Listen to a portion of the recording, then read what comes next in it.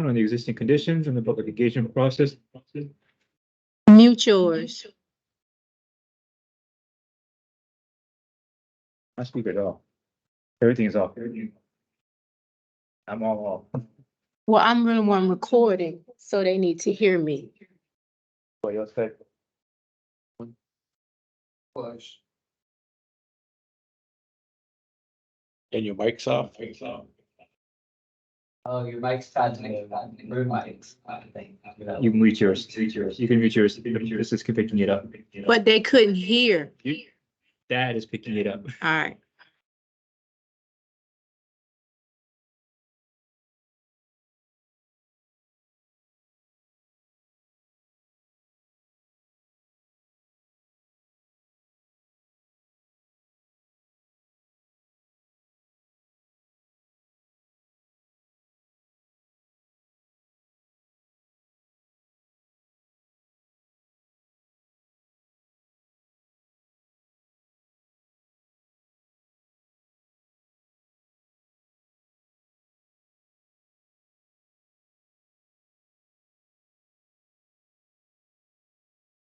We still get double. coming. Hello?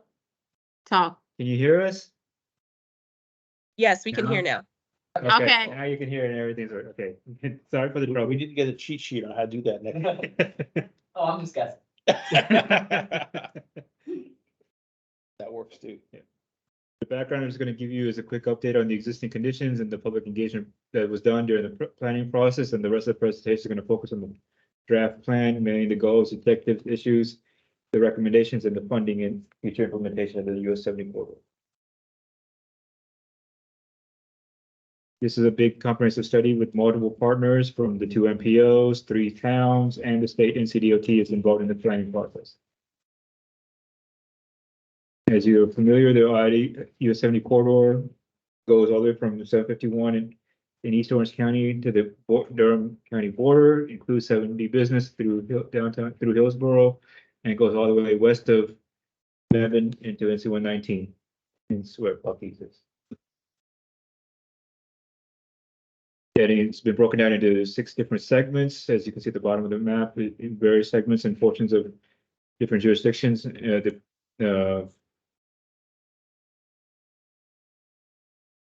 Dish, These are, yes, sir, did you say that Western terminus is at 119? 119 and 70, yes, that's the area near Bucky's, the new Bucky's. Okay.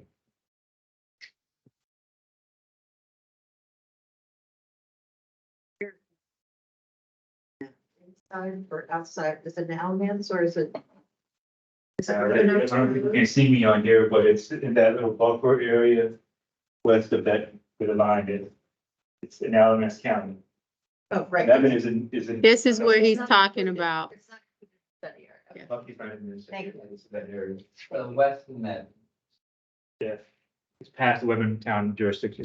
It's includes some of Alamance County.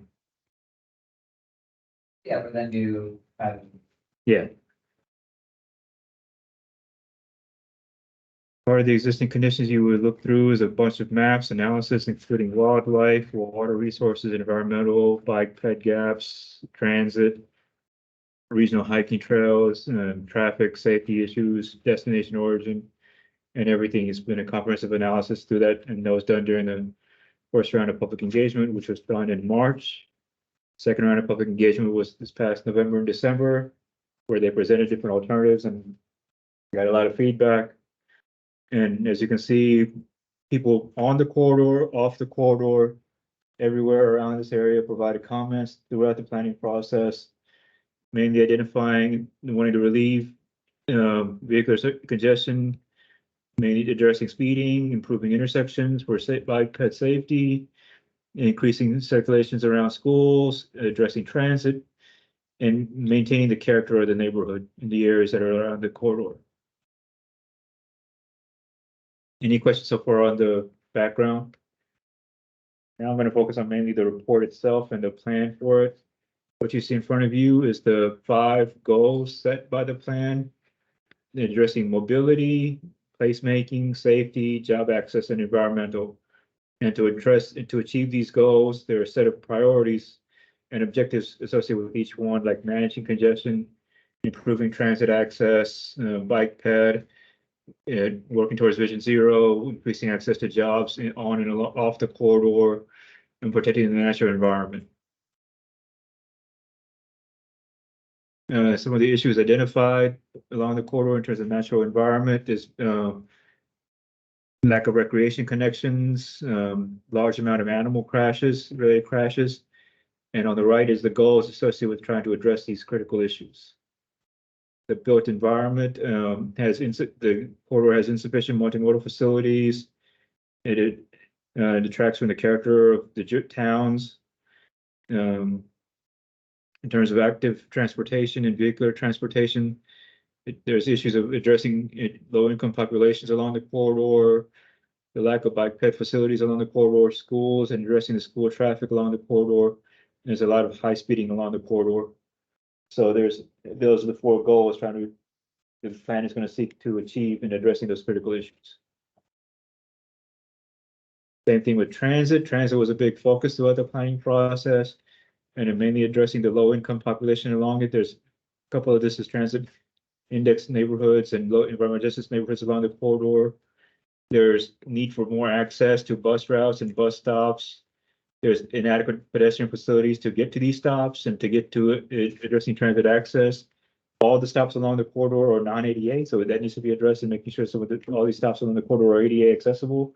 That needs to be addressed, and this plan will help do that. Addressing the underserved and underrepresented neighborhoods in the corridor has been a big thing, and it is a job access corridor. The area around between Hillsborough and Mebane is an economic development area. It's a big major job access and employment centers around that area. And these are the goals to address some of that stuff. The area between Hillsborough and Durham is also an economic development area, but there's needs transit infrastructure investments to improve that area. And safety has been another major issue along the corridor with all the accidents. These are not just bike ped accidents and vehicular accidents, but there's been a lot of animal related accidents along the corridor as well. And how to address that, and majority of the focus is going to be on reducing speeding along the corridor. Any particular type of animal? All kinds, from my understanding. There's been a lot of deer. Well, yeah, that would be my thing. Yeah. The first thing before getting into the infrastructure recommendations, the first thing is the policy recommendations. And the consultant VHB is recommending some improvements to the policy to address issues of bike ped facilities along the corridors. And it's requesting that we establish a maintenance agreement along the corridor with DOT. Orange County does have a maintenance agreement with DOT for sidewalk to sheets. So that is a precedent. So we can implement this policy. We can incorporate this policy and actually implement it because we have one. And it's also asking that we put into place required developers who develop along this corridor to address bike ped accommodations and safety and transit stuff. That as development occurs along the corridor, that they be tasked to help addressing the impact that they cause. And majority of that is going to be occurring in the Upland Buckland Mebane area. Now to the specific recommendations. First, the operation improvements along the corridor. These are the intersections.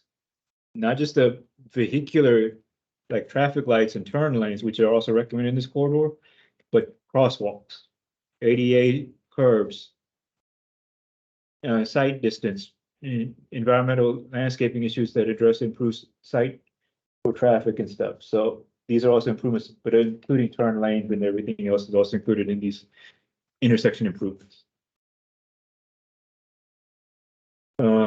Speeding.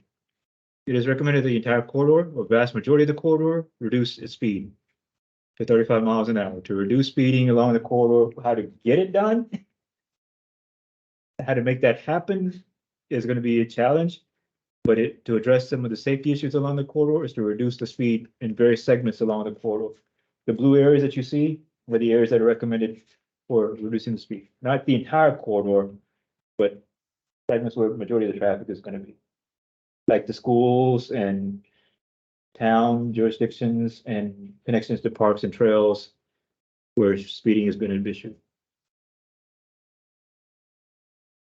Bike ped improvements along the corridor. The blue and black, the purple and black, and the red and black are the recommended improvements that are needed for that corridor, whether it be through state improvement projects, projects or local projects, or town or developer review processes to help make recommendations to improve bike ped access. This is where mainly some of the gaps are. This is Mebane, but if you look, this is segment A. This is the Eflin, Buckhorn, Mebane area along that corridor. This is Orange County mainly. This is Hillsborough, going into Hillsborough. And this is actual Hillsborough going out to do rural Orange County in segment D and F, and in the business 70 as well. Yes, ma'am. The bike ped that sidewalk plus the widened shoulder. Wide shoulder, there's segments that are asking for wide shoulders, bike lane, dedicated bike lanes, and majority of it is a shared use path on the north side. Vast majority of it is a shared use path on the north side and a sidewalk on the south side. This is also done in coordination with Hillsborough's connectivity plan. We're not recommending anything to Hillsborough to do anything with their stuff. Their stuff fed this. So theirs was recently adopted. Hillsborough is telling this corridor study what it wants. So we're not really telling Hillsborough or Mebane what to do. They're telling us based on their connectivity plans, their plans that they have adopted, how they want bike ped addressed in their area. So we know what they're doing. The area in rural Orange County would be the gap. To be consistent with that, we're trying to do the same thing that town is recommending.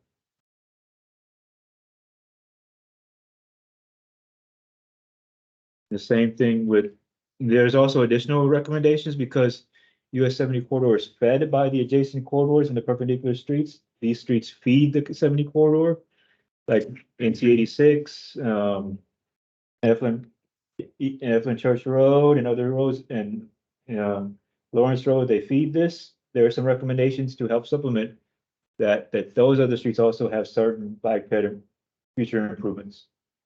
Again, we're not telling towns what to do with theirs. They're providing us information based on their connectivity plan. So would that include that sidewalk that's in the subdivision to the left of the legend? Yeah, that's the Fairview Community Center. That's the Fairview area. So is that on the Hillsborough books to build the sidewalk, or is that recommended by the plan? It's in their plan is telling us what they would like to see in Fairview. Oh, that's so that, Their plan, Hillsborough's plan is telling this 70 corridor what to do. Okay. We're not telling Hillsborough what to do with their stuff. so they brought that to the table, Yeah. and that should be included. Yeah. Thank you. Even if they may not implement it, they just want it to be consistent with what is already adopted. All right. Like the other one, this one that you see on the right. It's been a long-standing shared priority with Orange County and Hillsborough was the high school.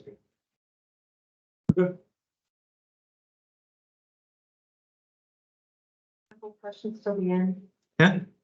Ask away. I mean, Well, I just have a question here about the 86 and Corbin, where there's something that says C, maybe is it 141 or something like that? That's at the corner of Corbin and 86 and I think that's right. Revere Road. It's where Steve's, on the corner of Steve's Market Yeah, and 515 is on the opposite corner. Yeah. And there's terrible pedestrian access there. right. And whenever it's raised, they always say, well, it's because it's a state road. But what I hear you saying is that there is in some Hillsborough plan to have sidewalk access, improve sidewalk access. Hillsboro's connectivity plan, yes, this is called the Hillsborough Connectivity Plan. They recently adopted while the study was going on. When that study was adopted, it fed this plan, because this plan was in the existing conditions analysis study while that plan was being adopted.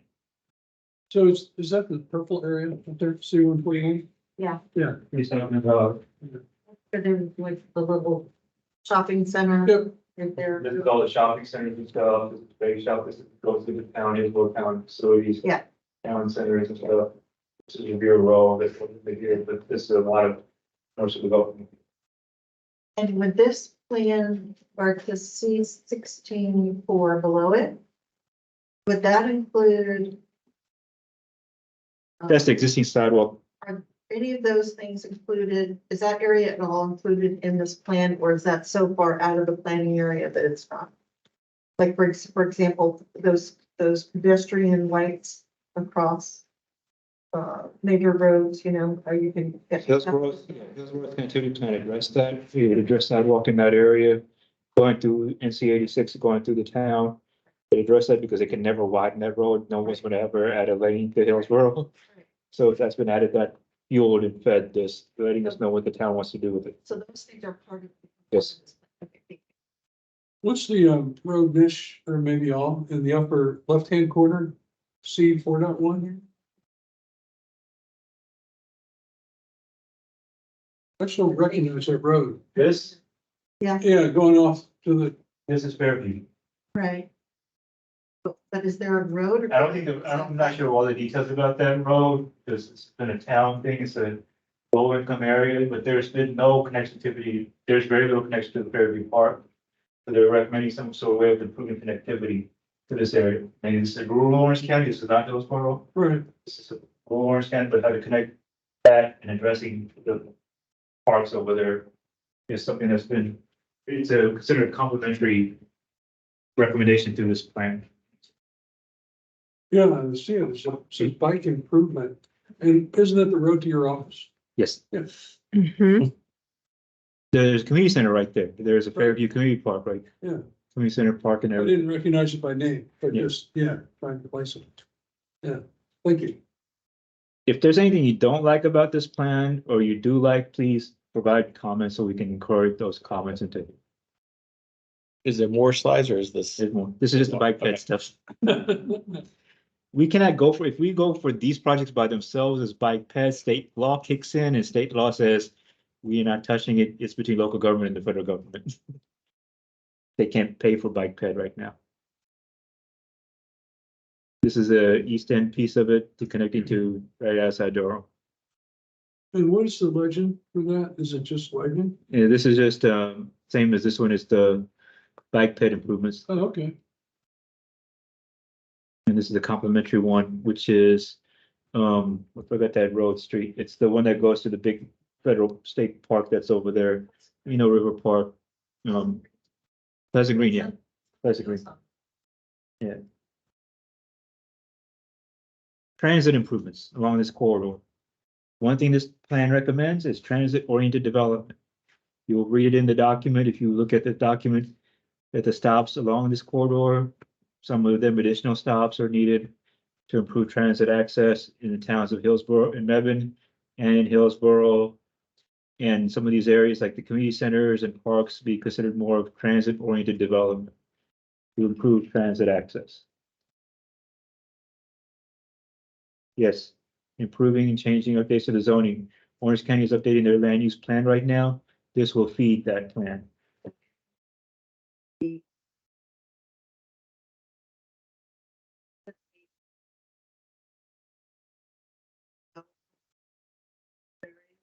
Intense development. If development occurs, that development includes transit. When development occurs, when we update the counties, the planning department is updating the land use plan 2050. That is to project the future in land use development, land use projections for that area. As development occurs, those developments need to include transit in their development process, and we do the development review process. That if a person was gonna build a shopping center or something big subdivision, that subdivision include, if one of these circles is within that subdivision approval, that subdivision would be recommended to include some transit improvements, So- transit access.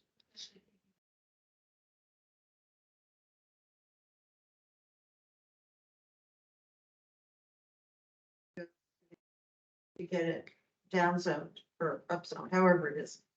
And more intense development. I could come to this plan and I could say, well, this plan is showing support for transit oriented development. So that would be a Mhm. support for their effort to change the zoning on a piece of property. As long as they are Mhm. providing the transit access, if they're gonna put a bus stop, if they're gonna put some improvements to do their, as part of their development proposal, yes, they would have this as a support. If they don't wanna make transit improvements, if they don't wanna address transit improvements, we have the support through our unified development orders in the land use plan to ask for it. You know, I see that. I'm just thinking of it from the reverse. because Yes. That is kind of an interesting. Yeah, okay, thank you. I've had realtors come to me and ask me about if there's development or anything going on for their property that they're selling and stuff. With some future potential buyers and stuff, and we let them know, hey, this may become a future road improvement, value goes up. I guess, so vision for this corridor is fixed route transit. That's a good question. Yes, Yeah, there's a majority of it is. Bus stops and Mhm. have regular buses running up and down the corridor rather than the on-demand service that's in more rural Orange. That is the main focus. A lot of the recommendations will be fixed route, improving with the fixed route service that is there current.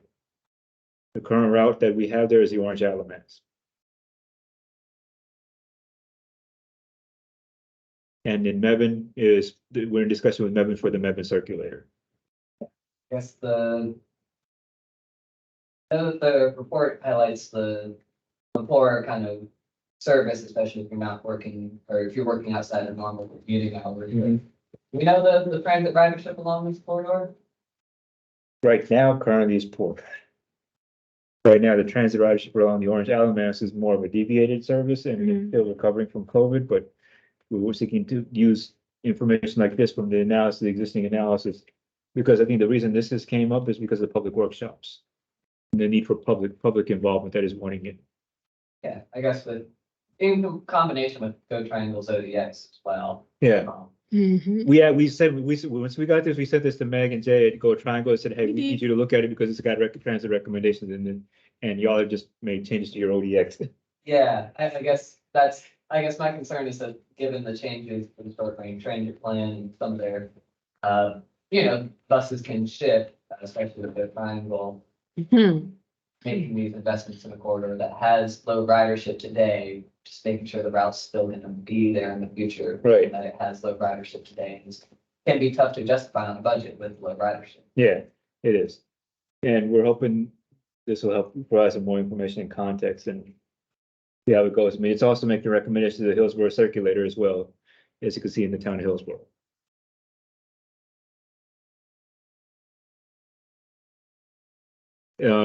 These are recommended new stops along the corridor, existing stops and new stops. This is segment A and B. This is access to some of the route improvements. The yellow and black lines indicate where some of the improvements can be to the existing routes and future routes. Same thing with going into Hillsborough. And then the routes improvements along Hillsborough. And then going into 70 business. To address all that, to go and explain how bike ped, transit, and all these other issues going to recommend. When you address all those, you end up having the need for a widened road. Comprehensively, this is recommending a 4-lane divided for the corridor. Would that be similar to the typical section we saw in 54? Yes. Because NCDOT's complete streets, or to get DOT to pay for sidewalks, bike ped improvements, and transit improvements, to get them to do that to their complete streets, you can only do it to highway projects. This is the only highway recommendation. So it struck me, there may not be enough right away along the whole alignment. It's a 120-foot right of way. We already have the right of way file for the 70. 70 is a 120-foot right of way. On the whole- DOT already has the right of way. On the whole line. Yes. Wow. But there's parts of it that are 100 feet. I think there's parts of it that are town of Hillsborough that are 100 feet.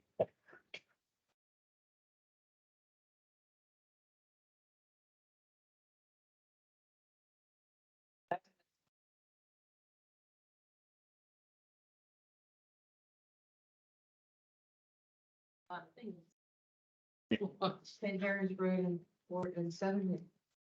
That's. And this is, as you can see, this is just the main 70. The 70 business isn't making that recommendation.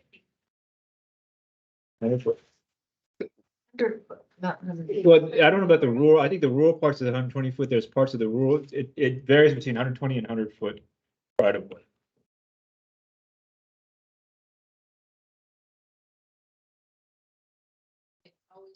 Don't have the right of way. How did that happen? Orange County or DOT has the right of way on 7. Because I asked for the right of way file when he did the study. Like, how did they get, like, why 70 versus no other road in Orange County? Mhm. DOT already have a right of. US and NC routes, those US and NC routes, those right of ways have always been close to that. Between 90 to, I think Josh can tell you more about some of the stuff in Chapel Hill, like 15501 and 86, but Yeah. regional routes have always been larger right of way. That's why they've been called regional routes. Yeah, I think with state routes, they always do try to buy more right of way as possible. I think for older ones that, like NC 86 that runs through the middle of downtown Hillsborough, they obviously couldn't have bought everything that they wanted, and it was also just established a little bit earlier, so they may not have thought about, as much expansion, but on a route like 70, I'd imagine relatively after the 60s, they were plenty thinking about right away. This is when, yeah, There's that bridge over the 70 bridge that they just redid. Why wouldn't they have made it in a wider bridge? the- I mean, it's which one, the bridge, the east one? the new one. The Yeah, east one, the east yeah, bridge the over, one they did, yeah. they tore down the trees. there was no recommendation for, the CTP is the only document that recommended widening in this area. She's referring to this year that was replaced. Yeah. They had an on-site bridge replaced. You probably saw if you drove by, the bridge was being done, they had replaced. The road itself, the CTP is the only document that had recommended for widening. The comprehensive transportation plan is the only one recommended for widening. Nobody's ever pursued the widening. The widening has never been pursued or recommended or asked or sought or anything like that. When the bridge replacement was done, it was considered a bridge replacement. The other bridge is being replaced as well. Right, but no, I'm just wondering if they had the right of way, why they didn't build to the right of way. Because there's no highway improvement project program requested sought that time. Huh. The 100-foot, one thing about US 70 is also a federal highway. It's not just a state highway, it's a federal one. Yeah, this is what the town of Hillsborough told me. That's what I was told by the town. That US 70 is mainly a federal, not just a state. Now, this is part of what they're looking to drop the speed to 35, right? Yes. So it seems kind of weird on 4 lanes that we're looking to relieve congestion, that we're gonna slow it down. It's also to separate the 2 lanes of traffic, so nobody's playing chicken when they're passing. So it just seems like 45 would be more reasonable with a road like that. 35 is typically a lot of sidewalks and pedestrian. Yeah. By the highway seems, But the speeding recommendation isn't along the entire corridor. The speeding recommendation meant in the urban areas. When I was looking at the plan earlier, it kind of reminded me of like MLK and Chapel Hill, where it's 35 miles an hour and feels like a giant road. yeah. And the police waiting at the bottom of the hill. Very true. Could we get maybe a little bit clarity on where it drops down to 35? Because they were kind of, looks like everything's 35. So I wonder if maybe there's some clarity on the parts that it drops down to, because maybe it's not that much. Here, it kind of looks like everything's 35. But maybe it's just like those small, These little areas, like the C10.1 is the connector, is the access to the interstate. D9.1 is the interstate to connection to 86. so those are the connectors and not necessarily along the 70, this is just, the reduction is recommended just along 70. We're not making any recommendations to any adjacent streets. This is just along 70. This is the 9.2 is 70 business. This part is recommended to be slowed. Huh? Cameras? North Carolina's got some conflicts. We are not allowed to implement them. Oh, no, I know, but this is a bigger, what is that? I mean, this is a cross-county plan. State laws They- making it very challenging in North Carolina. So they need, always need money, and believe me, these, I come from the towns that come with speed cameras. Yeah, it's a revenue generator.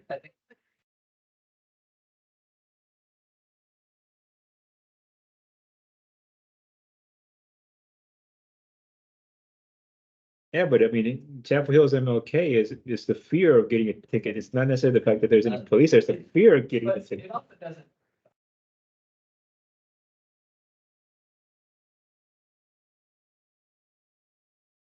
Of Uh, course, of course, Yeah. yeah. Really?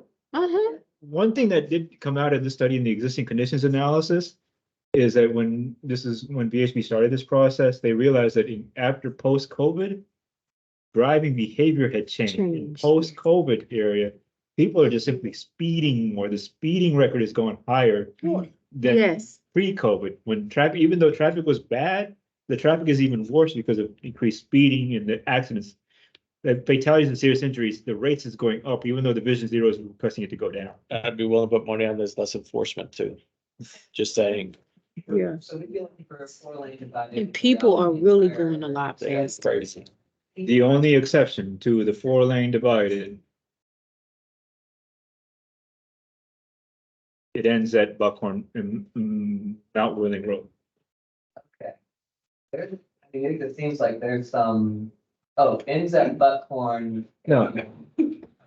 This is Going west. Buckhorn Road. Yeah. This is Mount Wheeling right before, Okay, and his mall is right here. Yeah. Go stops here. Never doesn't want to touch. You that's, gotta touch what, it's like going to hills where you can't walk in, so. yeah, I guess I'd also throw out those parts, west of Eflin and through Eflin, it seems pretty rough to do a divided section for access. I think a lot of homes on US 70 are, I'd be interested in the access solution for that. Yeah, this area has this here. I'm thinking more with B 1.1.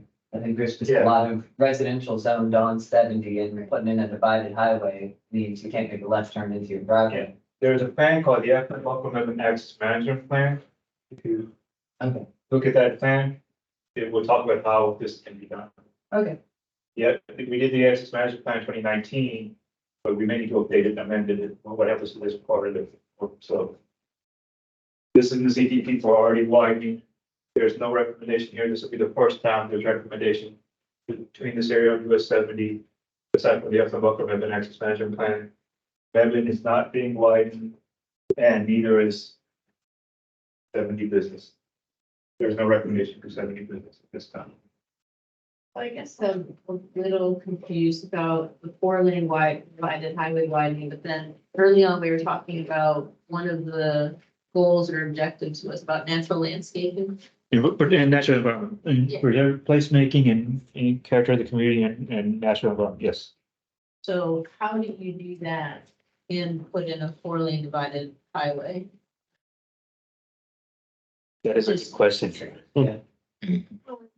Similarly, they have a lot of studies that show that the way to reduce speed is to have narrower lanes, not to widen more lanes, but to narrow existing lanes that you have that people drive. Well, I mean, I'm not saying it makes sense, I'm just saying there's data that show that that's how they reduce speeds on in certain borders, so. I think that is effective in, I think, urban areas, when reducing lanes and reducing things. I mean, urban areas are going through road diets. Roads that were at one point widened to 4 lanes are now being reduced to 2 lanes, where that other lane is being converted to a bike lane. I mean, Hill Chapel is becoming really good at doing road diets. I mean, that kind of practice works in urban areas, but in rural settings, it's been challenging because of the congestion, because a lot of this traffic is commuting traffic. When the existing condition analysis was done, if you look at some of the existing conditions report, you'll see that 85 is not the traveling route. 70 is the 70 traveling route. More and more people are using 70, Mhm. less people are using 85. 85 is usually mainly Burlington to Raleigh, not Burlington to Hillsborough.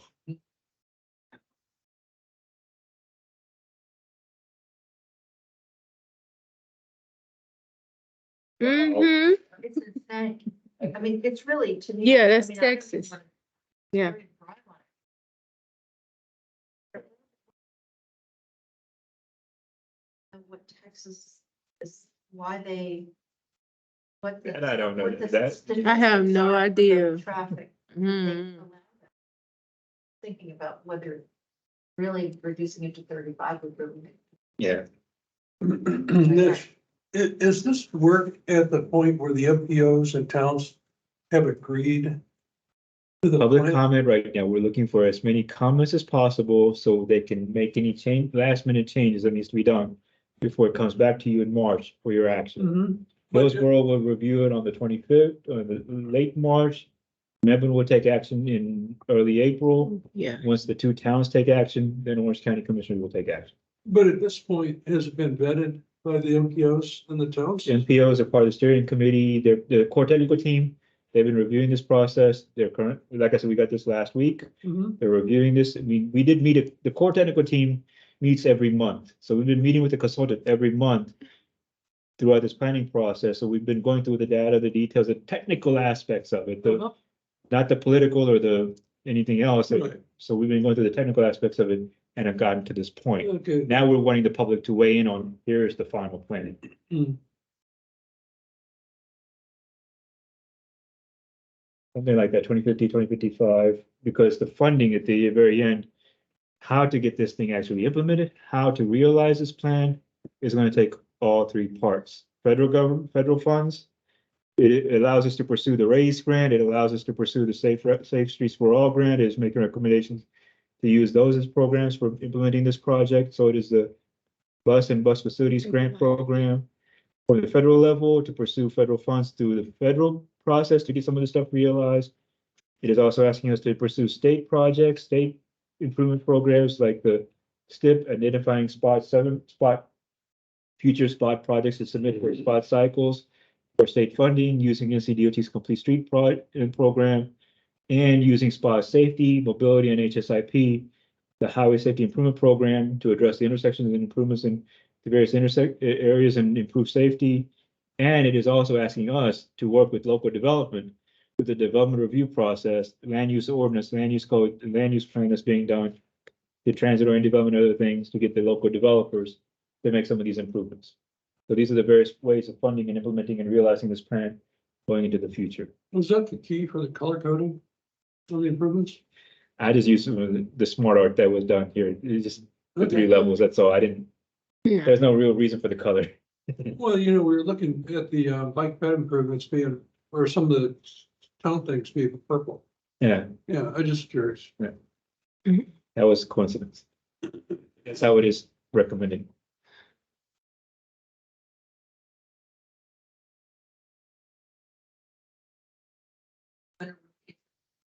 And there's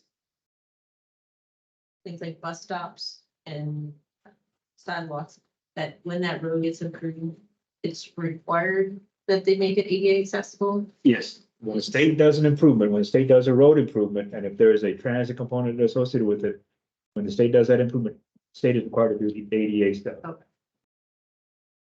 If we were to do a bus stop, if we were to implement a bus stop right now at any point of those bus stops, that stop has to be ADA. Mhm. Wait a second. We, as in Orange County. Wait, but It depends on the scope of the change. If the state were to make a slight change, like, let's say they tear up the asphalt and put it back. The state is not obligated to make the bus stop ADA. That still falls on. the So county. it has Oh. to. If the state does enough disruption to like move the bus stop, then they have to. Oh, Oh, wow, that's new. And that's one of those where it's, if you look at a stop that's existing and it's not ADA today, They won't make it ADA when they replace it. they won't. Okay, so that's what I'm wondering about. So if we're talking about a road that needs improvement and there's a bus stop that's not ADA accessible. When the improvement comes, they don't have to make it accessible. That's, That I'm less sure about. I think for us, it's often come up in, you can't make minor improvements because when you make it, it has to be the full standard. I think, for example, like the bus stop in Evan that's currently served, by the Orange Elements. I don't know if they would have to come in and make that ADA friendly. So one if you thing, make a change to a building, you require that that building then has to be accessible. ADA accessible, because mean, building code, Yes. The Why problem is it not the case? in with the Rhode bus stop, you always have the option of just stop it. Right. one thing I will do, if this is adopted as approved, because it is recommending all stops be ADA, one thing I will use is use this as a leverage to push for ADA stops at any improvement. That's kind of like, it comes along with the plan, Yeah. like, we're improving it, so all that ADA talk is just, it's gonna happen anyway because we're doing that, but it actually wouldn't. It's in NCDOT's complete streets plan, so if they do a change that's large enough to fall under the complete streets plan, then NCDOT will add it. As long as I don't ask for it. Yes. So it's important that we would say it anyway, but it's very important that though each of those locations would be ADA, specified that it has to be ADA, 'cause it's not going to be part of the federal law that says it would have to be installed. It's, can you write that comment and email that to me, so I can get that incorporated into? yeah, I mean, that's very upsetting that that's not a law that says. Sorry. Do we have projected AADTs for 2050? I can see there's projected level of service for 2050, but it looks like the AADTs in the report we have 2022. They use a current adopted model, the 2050 model, that's the only thing that they use right now. the Okay, that's 2050s. probably only on peak. Yeah, we won't have the new one until the fall of this year or the 2050. The MTP, the DCS MPO is updating their 2055 MTP. Future projections for that won't be done till fall.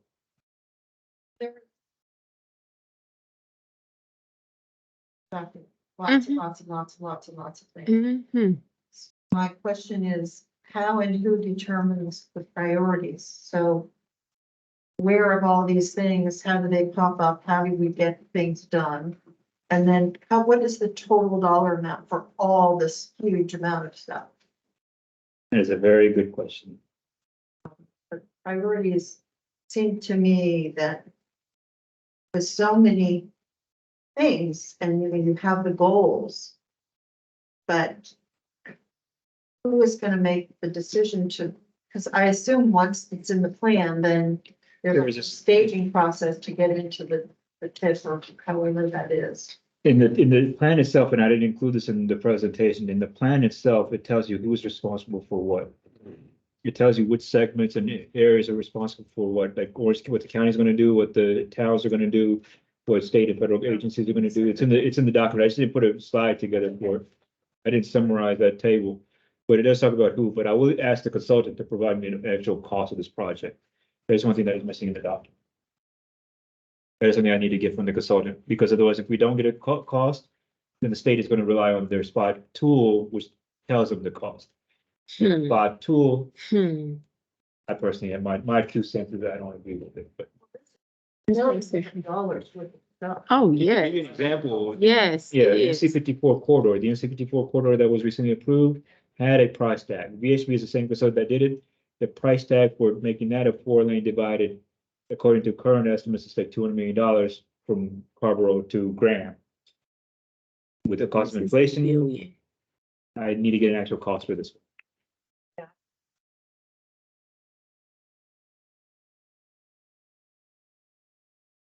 Urban areas to go through.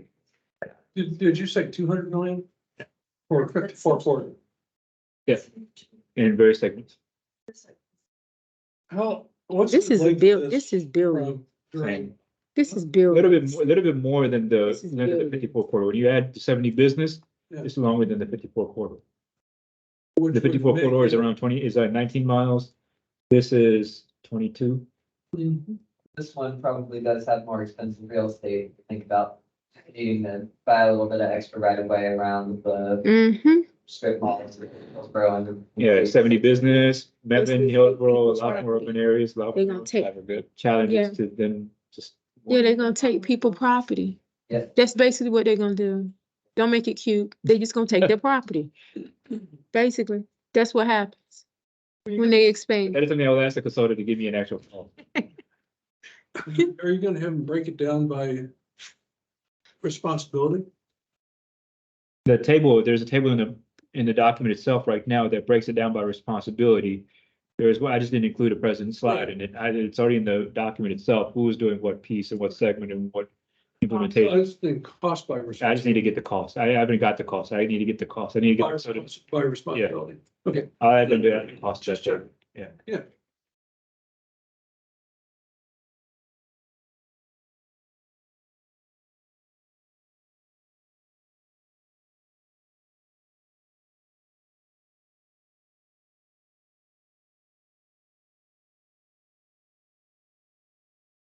Things that are already in process, things are, that are planned in the next 6 years or however the planning process is.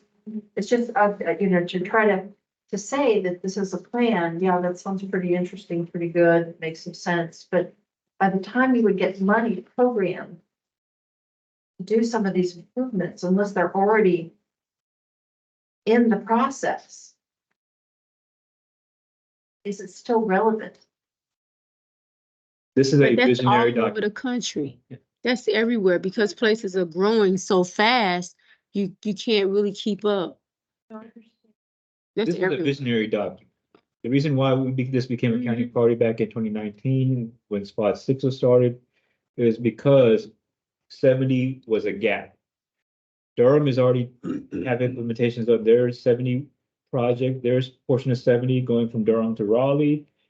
Arlington and LMS County already has their plan for 70 because they're gonna widen it to 6 lanes, because there are multiple projects they're pursuing on 70 in Burlington. So Burlington and LMS County is widening their portion. Durham and Raleigh are doing the sections with their 70 in their portion, because you've already seen some of the construction in 70 East End Connector and all that other stuff. We don't know, we didn't have a clue what's happening in DeOrange County. If those areas are gonna have more traffic, where is it gonna go? It ain't gonna go on 85. Right. Okay. And So then, it's gonna go there. 70 is So all the now way we down now there have by a gap. Johnson County. So we now have 70 is in to- Johnson County too. So I don't know what 70 in Johnson, that area gonna do. Yeah. So it's alone. I don't know about that. I have a little update for you at the DOT update. I have a little update for you on 85 Whiting when we get to DOT. I'll tell you about that. Just had a question, does the study include anything on the bus ridership? Because to me, it's always two things, it's the frequency and then the hours that the buses are run. And my We have concern a- is there enough people to feed in to keep enough routes active, or are we gonna be putting in It will be. stuff, will it? For the Mebane side, Mebane has been in discussion, has put together plans and worked in needing transit in Mebane along 70 and everything like that. Good. And mainly going west to linking to Burlington, to Elon, to Alamance Community College and things like that, and we're working with John Ando with links to address some of the transit improvements that are taking from Mebane, Hillsborough to going west. We're continuing, we have another consultant on board right now, Nelson Nygaard, updating our short range transit plan that is talking about the Orange Alamance fixed route service and possible improvements to that.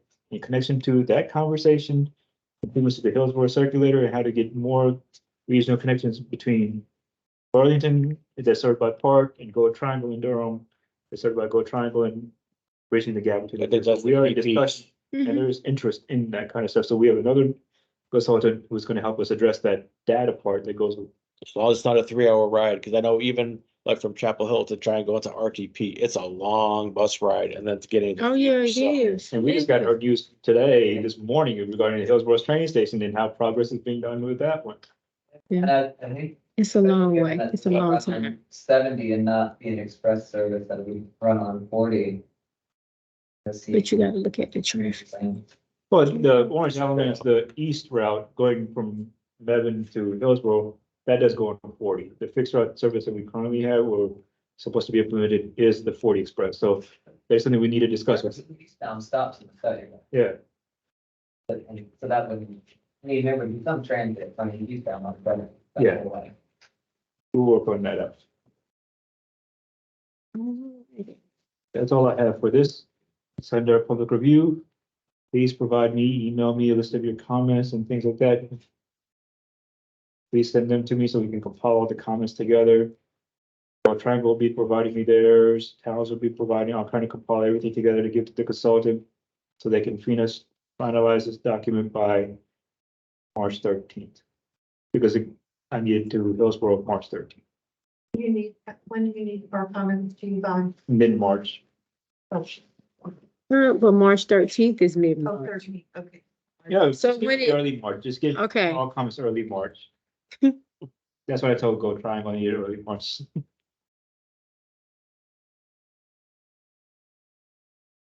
But it would give the consultant time to make any changes to the document. You want to just give a date instead of saying early March?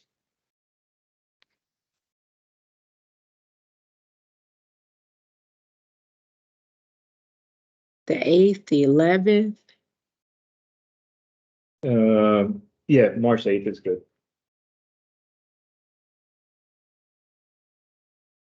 Any questions from people online? They said no.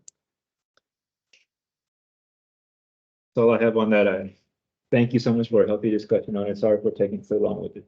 Thank you for doing what you did. For sure. Appreciate it. Definitely. Now you don't have to read the whole 157 pages. You just look for the piece section you're really interested in. Want to move on to the next item? Yes. Staff MPO, report. RPO, and NCDOT updates. The MPO update. I can't think of anything big to update on the MPO. Oh, in the Unified Planning Work Program for Orange County, FY 26, the county bike ped plan is on the road, and MPO is gonna fund it. We're gonna provide the local match. The MPO is gonna fund and manage the contract. We will manage the project and the consultant. Hopefully we'll get the consultant we want. But the county is going to do a bike ped plan, a countywide bike ped plan for Orange County. We're gonna mirror the scope of work from Durham County. Durham County is already starting theirs. They have a detailed scope of work. We're gonna try to do something similar to what Durham County and they're doing a partnership with Durham City, so it is in the FY 26-25 UPWP for us to do a bike ped plan for the county. Not a brochure, an actual plan. Say, because we had the map done. That was a brochure, yes. That's just considered as brochure. That's not considered a plan. What would the plan, what's the difference between that? It would specify where bike lanes would be, sidewalks, multi-use paths, where separated bike lanes would be, where shared roads would be, there would be actual bike ped projects as they would be associated with any road projects or independent bike ped project that we would pursue in future spot cycles. It would be, the brochure that you did was mainly bike route, here are the routes, not necessarily a bike lane or separated bike lane, where's the sidewalk, where's the shared use path. This would actually define those things and cost out those things and give us a way to implement and fund those things. So that, there, that's the last. The Fender County is the first county in North Carolina that did one.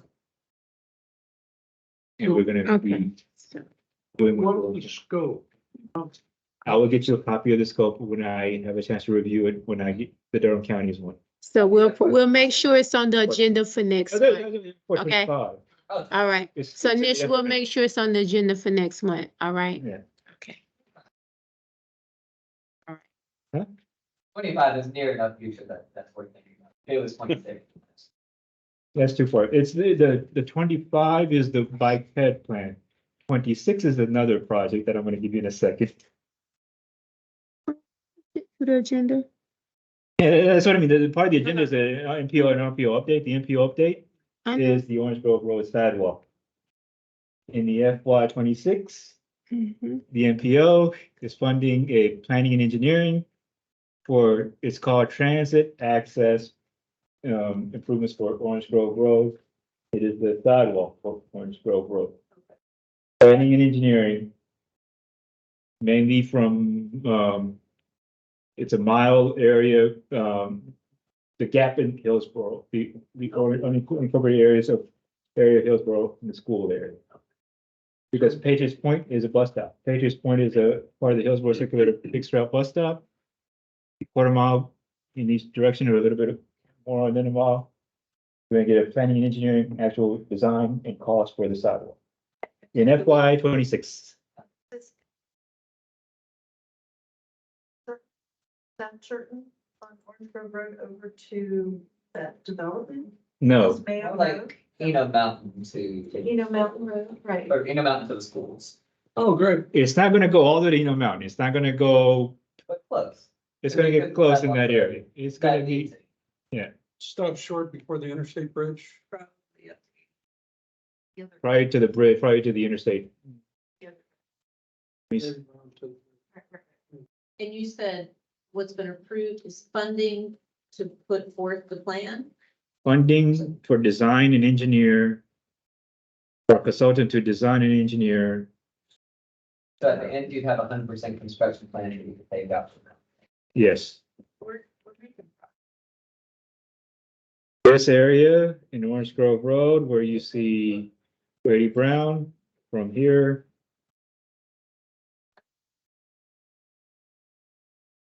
We couldn't even talk about a sidewalk. And now it feels like, I'm gonna get my grave before it happens, but that's okay, we're making progress. The fact that we can talk about a sidewalk and actually put a plan together to have a sidewalk, I think that's a big deal. Even though it feels, I think if you were to come in here and like listen to that, be like, oh, that's small. But in the scheme of things for what this project has been, we wouldn't have been able to do that because now we're saying we now can implement that there's the shared maintenance of the sidewalk. We wouldn't have been able to do that without that shared agreement. The maintenance agreement is one of the baby steps that I was able to succeed, help the county succeed with in getting us a maintenance agreement. So if the town, if we were to build, that's after we get an engineering consultant to give us the construction documents for that sidewalk, we can get it built and we can maintain it. And if by some way Orange Grove Road has always been submitted for a spot project, modernization and widening, with the widening being a turn lane added.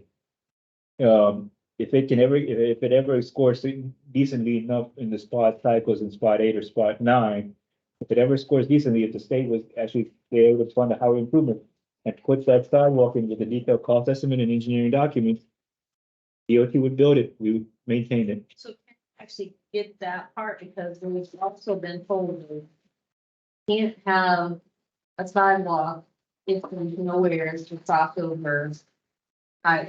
Now, we did get the fact that we put up the fence on it, but technically it's still not pedestrian walk across there. So are we still gonna get the DOT to say, well, that's great, you put a sidewalk there, but we're not actually gonna safely be able to get those kids across because there's no pedestrian bridge across there? That's a good question, and it's something that I don't know well enough to address that interstate issue. Because I know it's been debated, discussed so many times, a pedestrian bridge, how to do a pedestrian bridge over that interstate. Well, if this interstate was ever to be redone, I'm not saying if it needs to be redone, but by building that sidewalk, I think I would have leverage with DOT to say, okay, we did your part, we did our part, we put the sidewalk. Yeah. You do your part to put the pedestrian bridge.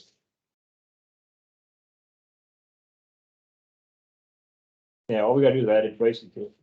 Well, yeah, I think it's like. Yes.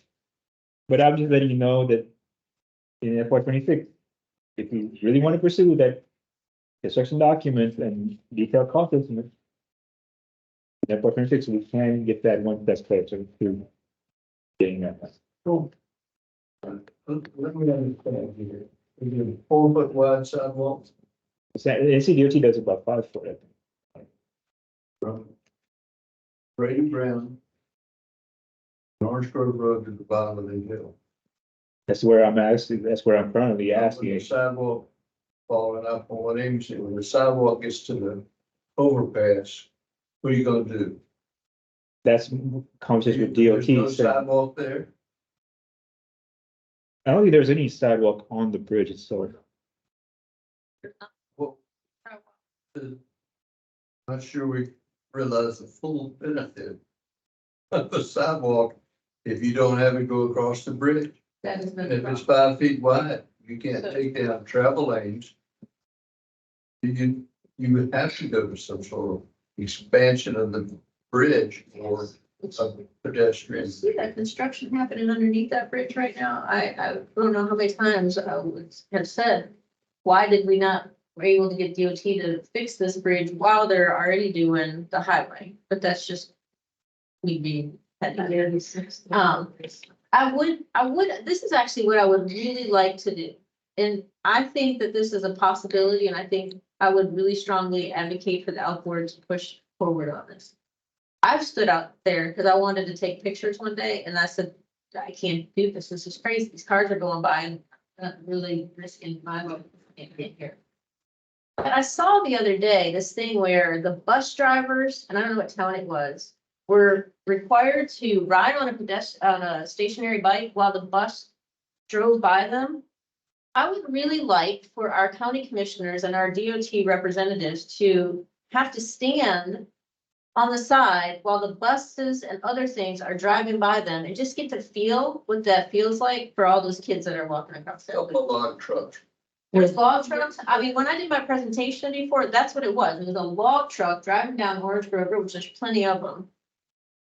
I think we should push for that. I mean, I'm not kidding. I think there's a lot of bridges like that in the area that's So, just like yeah, that. it's a really whole not lot. safe.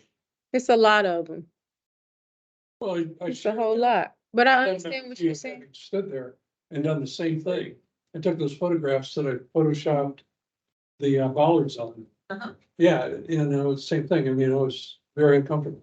And the speeds, like you said, are picking up everywhere. It's like where I used to It's- walk. I It's just I that- can name a whole bunch of places, not just in Orange County, where it's the same problem. Yeah. Same problem.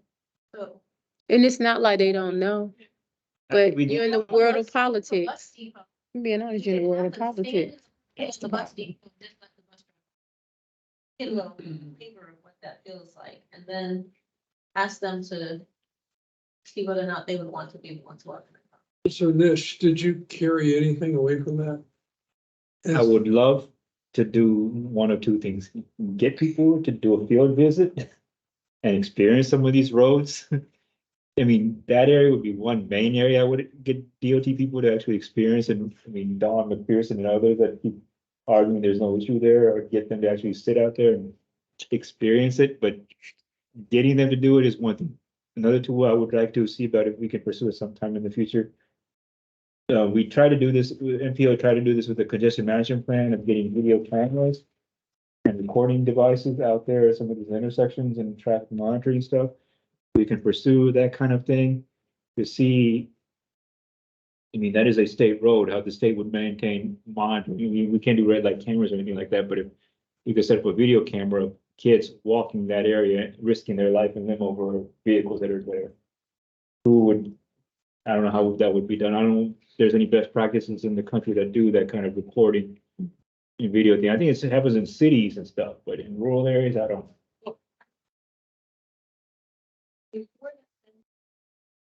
We were told that the NCDOT, before their workers were allowed to go out on that bridge, they had to do a safety assessment to make sure it was safe for their Workers to go out there? for their workers to go out there.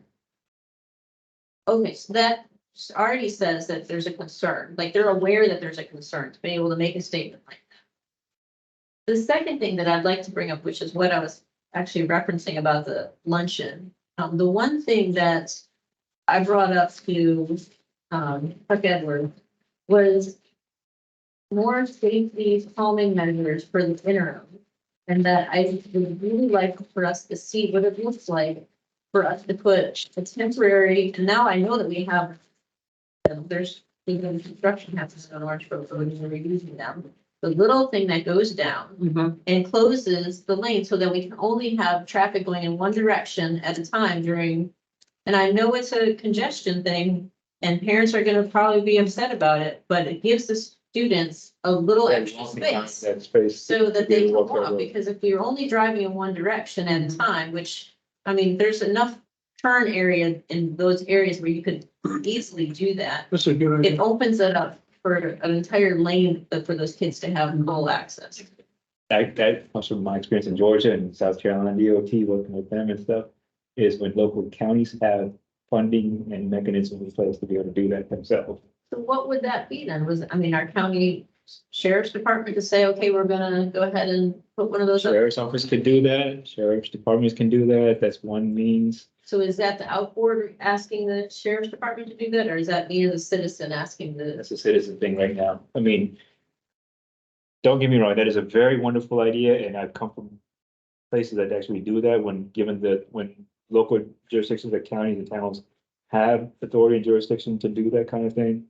It's great, it's very effective, that buying that sign, buying that drop-down flag, that post for peak hours for kids to walk safely to and from school is a thing that's been done, but here in North Carolina is very challenging. I mean, Burlington Graham is the first MPO to do a safety action plan.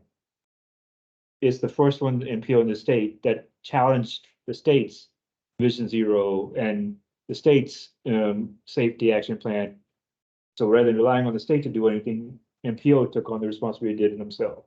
DCAC MPO is about to do their safety action plan. It's going to do the same thing. Maybe during that conversation, we'll have that idea brought to them, saying, hey, what about incorporating this into their plan?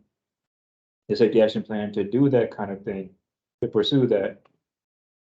I'll have to keep researching to see how Orange County may at some point do our own safety action plan for the county, being part of two MPOs that have a safety action plan that addresses safety like this. Because, like you said, the US 70 Corps is also asking us to pursue a Safe Streets for All action plan. So that is a local mechanism that we can use to do strategies like that. But it's a long step.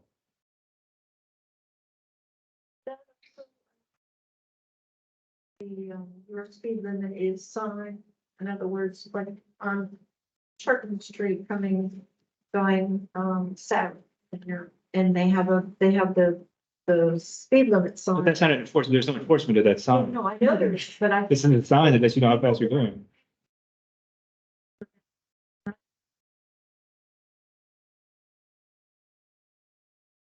that sounds like long involved process. Is it faster as a short interim thing to get a sign like that up that with? That's what the MSTA did. That's what the MSTA, the Municipal Schools Transportation Study, did. They expanded the school zone. They expanded the school zone to Orange Grove Road area along the Orange Grove Road rather than just the main street of the school. They expanded the school zone. It's a 35-mile-an-hour school zone across that interstate. But are they doing that? I don't know. There's no enforcement of that school. Speed limit.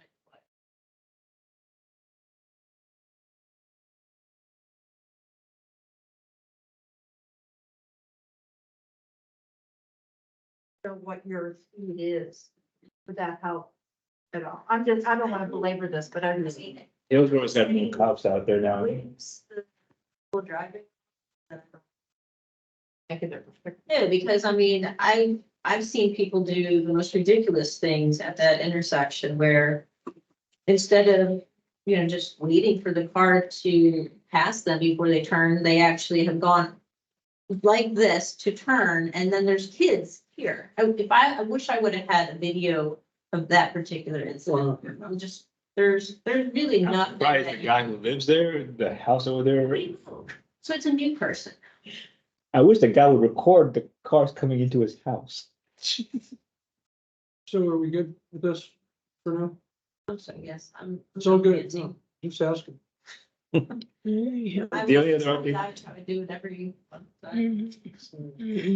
The only other update that I have is in your packet, the NCDOT, both the luncheon notes are in your packet as well as the DOT project sheets in your packet. The one thing that is not in the project sheet is we just got requests from DOT for environmental comments and public comments and jurisdiction, local staff comments on the 85 widening. The DOT is now in the process of studying the environmental issues and looking for technical staff comments on the widening of I-85. The project is underway. No, the project is not underway. The project is 10 years out. There's no commitment to the project. There is no, the I-85 widening is not a committed project. It is a planned, funded development project at the tail end of this. Huh? I need a run. How they got that done, I don't know. I just got the email saying, hey, we're looking for comments for your NEPA.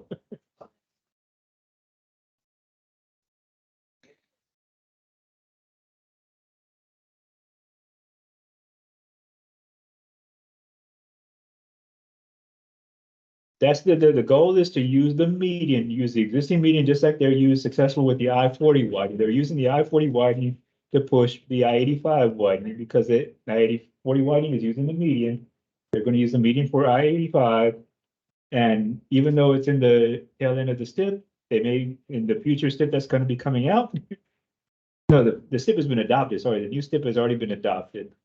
I had to go back and see what the STIP timeline is for the I-85 widening, but if you're a technical expert and have environmental issues or comments on the I-85 widening, I'm putting together my report now. I've asked Hillsborough to do their comments and everybody that's along the corridor of the NPO to provide environmental comments and putting together the stuff that's going to do protect the I-85 widening right now. I have 1 month to finish that report. But in that widening area, we're talking about from Durham coming into Orange County. It doesn't really feel like it, but it goes up, right? And I don't know if you've ever noticed, but there's a tremendous amount of exhaust in that particular area. I assume it's because you're going up and you've got all these trucks that are struggling to get up this, what seems to be a relatively mild hill. I don't know how that addresses the environmental impact at all. Commissioners, yes. But, and I don't know how to comment to make that. I'm using my county's climate action plan to push forward. Yeah, because there's an environmental justice issue too, because right on. the- Right there's a mobile home. Some mobile home. Yes. Exactly. Right Could there. get better with more lanes. Huh? And it's not gonna get better with Port, exactly. So I'm just like, what is the environmental impact to that? I mean, I don't know how to intelligently make that statement, except for the fact that it's a noticeable thing that happens right there. The environmental impact is the low income. Is the justice that's gonna be affecting and, you know, pushing those people out, or affecting those people. You're letting them know that and other things that's gonna occur with all their code. There's farmland also within the Hillsborough and between Hillsborough and Durham. There's farmland that's also affected as part of the economic development there, but then there's the state park is also there. There's a lot of other environmental issues that I need to research and put together into the report. And I gotta be also let them know that, hey, there's bridges, culverts and other things. There's the railroad corridor. So change of gear for a second. Are there any questions about the luncheon notes? Anybody? I had two. Yes. What can you say about that new development project at NC 54 and Murray Mill Road? There, yeah. Fiddlehead, it's called Fiddlehead. You haven't seen it yet. It hasn't been brought to the Board of County Commissioners yet, but there's a traffic impact analysis that's been done on it. It is going to the Board of County Commissioners and Planning Board, the Planning Board this month and Board of County Commissioners next month for rezoning. It's a 150 house, it's industrial, it's institutional development. A what? It's called an institutional development. Okay. It's targeted senior living and certain people's living. It's a subdivision that's gonna provide a transit stop, bus shelter and stuff that they want service and transit service for a specific group of people that they're addressing for that subdivision. I can't tell you more than it's gonna have traffic impact on 54 and Norwell Mill.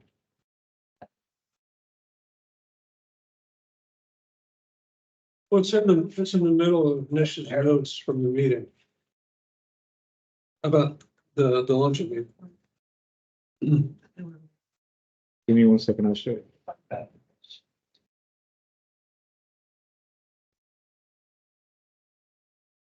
You're gonna pop it up on Google? Nish? This is Gold Mine Road. You're gonna put it up there? Sorry, let me share it. Okay, sorry.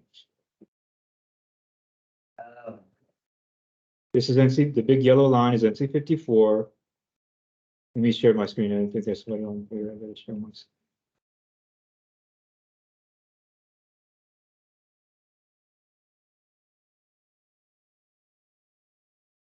The yellow line is NC 54.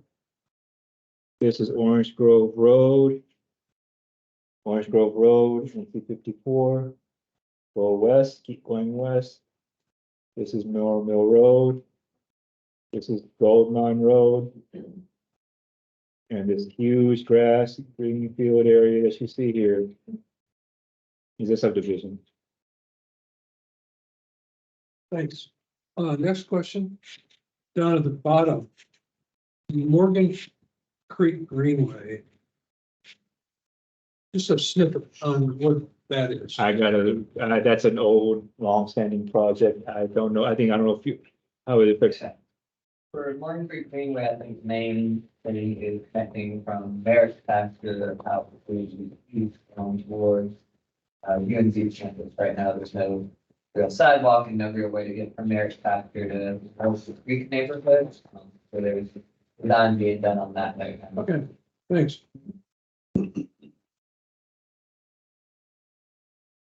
Any other questions on the luncheon notes? Not for me, anybody else? Nope. One last question. I should have asked a long time ago. One last question. Mhm. Very last page. On the DOT status of active projects under construction. What's the difference in those last two columns? Progress schedule percent and the completion percent.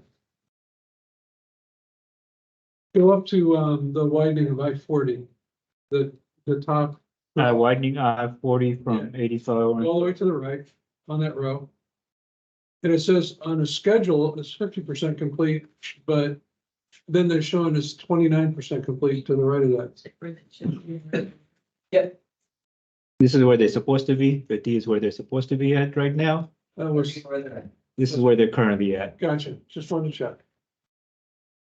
How they're gonna complete this by 2027? It's a design build project. So imagine if they're actually gonna push I-85 widening, if I-85 was actually under contract or in the next 2-3 years. Gonna have two interstate project widenings at the same time.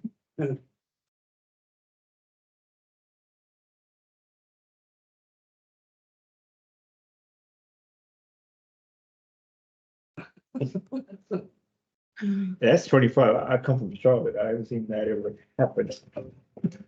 That date's not here yet. I'm gonna Do remain we, optimistic. do we have any more questions? As far as the, I was gonna do the same thing. okay. Yeah. Any more questions? Mhm. Do we have a motion to adjourn? All right. We have a second. I'll second it. All in favor? Thanks. Thank you, everybody. Thank you. Appreciate it. Thank you.